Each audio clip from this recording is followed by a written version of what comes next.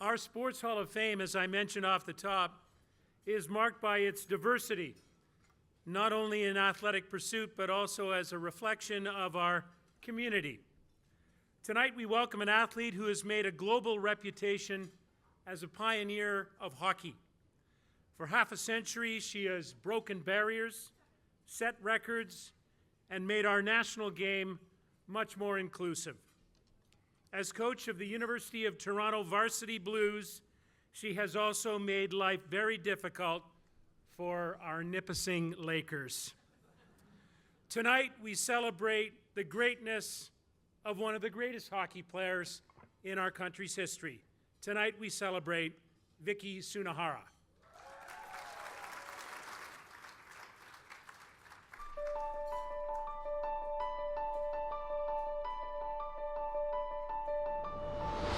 In Japanese, the characters that form the surname Sunohara can mean fertile field or vital lands. But in Canadian, they stand for perseverance, passion, and pride. Vicky Sunohara was barely 2 years old when she toddled across the family basement, swinging a hockey stick in emulation of a dad who played and loved the game. She was far too young to comprehend the struggles of an interned, immigrant, Japanese-Ukrainian, often outcast family.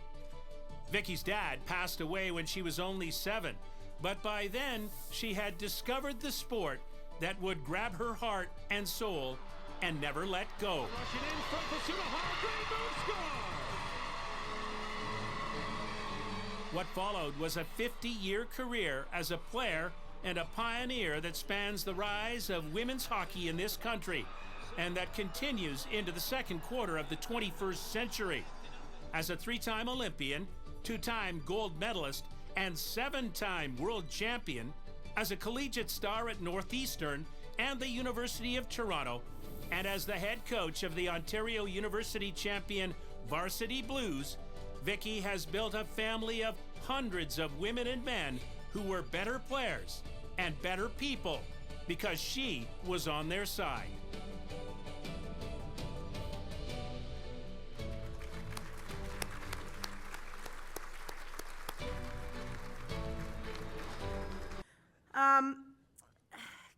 Good evening, everyone. I'd like to start by saying thank you to Kevin. Kevin, and your patience with me is outstanding, and your calls and your Vicky, you can get back to me when you can, so I really appreciate that. I really thank you to the Ontario Sports Hall of Fame for making this evening possible. I'm so humbled and extremely honored to be included in this year's Hall of Fame class. To be named with all of you and everyone inducted before us still doesn't seem real. I mean it when I say I don't feel worthy of this recognition. I had the opportunity to play with so many great players and teammates. They all could have been up here tonight, and I know many already have been inducted. I want to give a special shout out to Jana Hefford. Probably the reason why I'm up here, I don't know if you'd remember, but in 2002 in Salt Lake City, our first ever women's Olympic gold medal, I was on a line with Jana and Lori Dupuis. Lori Dupuis she was such a power forward and a grinder, and Jana was a goal scorer, had an unbelievable deceptive speed. So I was like, Lori, go get the puck, get it back to me, and I'm just gonna throw it into open space, and Jana's gonna take it and score. Sure enough, you know, it happened. It wasn't me passing the puck to her, but scoring the gold medal winning goal at the 2002 Olympics. It was amazing. So playing with Lori and Jana really were the best times of my life. I think at practice this morning, we do Thursday morning thoughts. So we pick one of our players. We had a D come up today. So she had to start practice. And she stands up in front of the team at the board, and she talks about her Thursday morning thought. And her Thursday morning thought today was, she just said she was grateful to be amongst all of her teammates. Even though it was 7 a.m., it was a 7 a.m. practice, she was grateful to be there, and I thought that's pretty cool. It really resonated me because I'm so grateful. I'm so grateful for the opportunities I had to play with Jana, to play with Lori, to play with Allie Fox, Jillian Apps, the friendships that hockey and sport have given me are the greatest gift. Jana, Cassie Campbell, I was talking to her on the way over. I said, Cass, I'm still nervous. Like, I have pregame speeches every day, but I'm super nervous to get up and speak in front of this group. And she said, Vic, you're gonna do it. You're gonna be fine.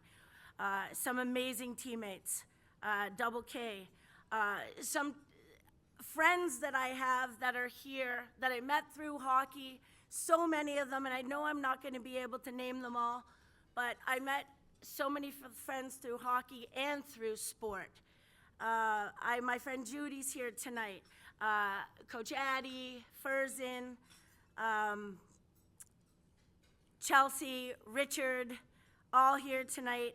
I'm so thankful of the people that I've met along the way. So this is what sport does. I mean, it's not just the competition, it's the friendships that you make, the lifelong friendships, and obviously, too, the lessons that you learn along the way.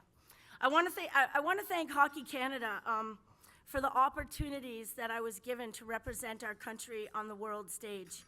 I cherish the memories I had as a player, and I'm really excited to continue on as a coach now, leading our U18 team to Cape Breton in the U18 World Championships in January.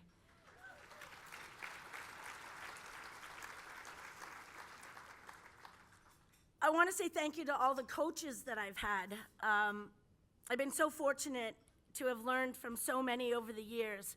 Mel Davidson, Danielle Sauvageau is being inducted into the Hockey Hall of Fame, well-deserved this November.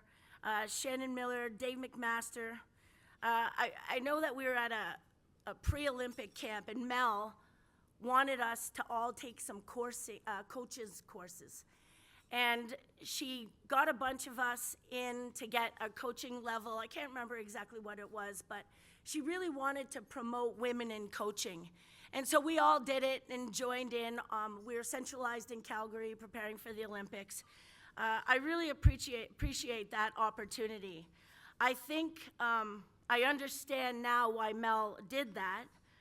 So many of us, we wanted to get into coaching, but we were still at the time players. But she wanted to let us know how much work it was, and I think to show us how a lot of her decisions aren't easy, as now I understand I'm making them every day, and they aren't easy.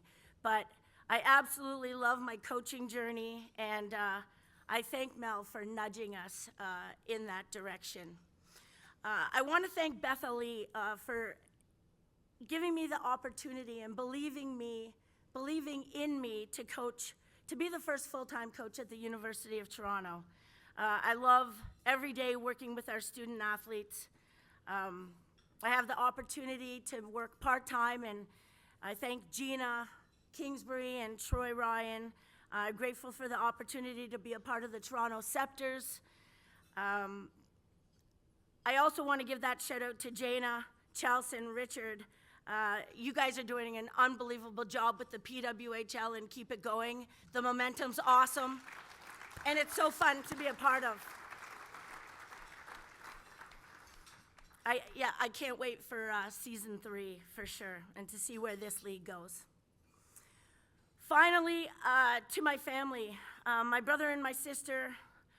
My brother's here, he's not very athletic, but he supported me throughout my career and obviously supported me here tonight. He's pretty quiet about it, but I know that he's got my back, and my sister was the same, driving me to practices 6 a.m. on the weekends. I think she did it because my mom let her drive the car for the week. That was her job, but she still didn't miss a practice. My family, my dad, who loved, as you heard, loved hockey just as much as I do. He gave back to the community. He used to flood. I remember him coming home from work, and I just wanted to hang out with him. I just wanted to play hockey in the basement. I was 2 years old, like 2 years old, 3 years old. He used to build the rink at our public school. And it's crazy when you think of how tired you are when you're coming home from work, that he wanted to provide 2 rinks available for kids to go and either skate or play. We shared the passion for sure. I'm so thankful. He was my coach when he passed away when I was 7 years old. And I know that I'm exactly how he was. So passionate, so competitive, and really loved sports, hockey in particular.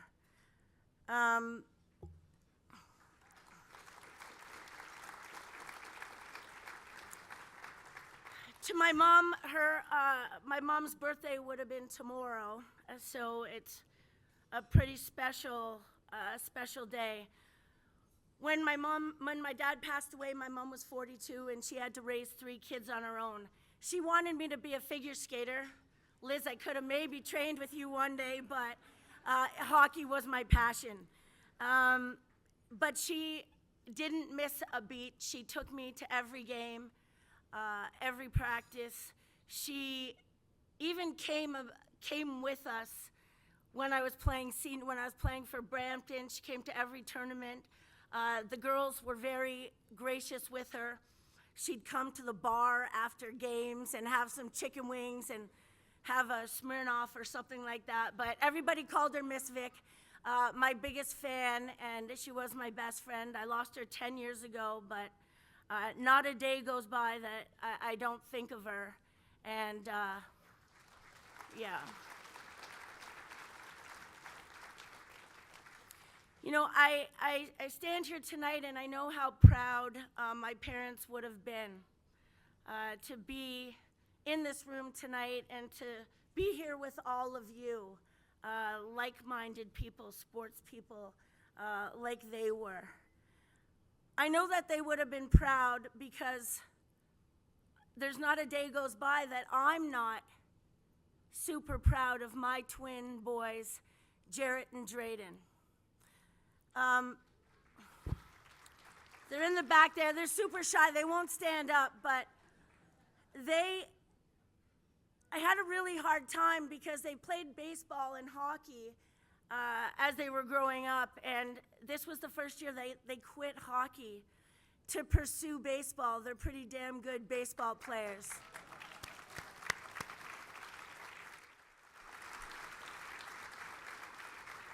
And I have to say, thank you for being patient with me because they send photos of my cooking to their friends, of me burning pizzas, and I know I will never be up here to win Mother of the Year, but I try to cook on occasion, but it's just not in my cards.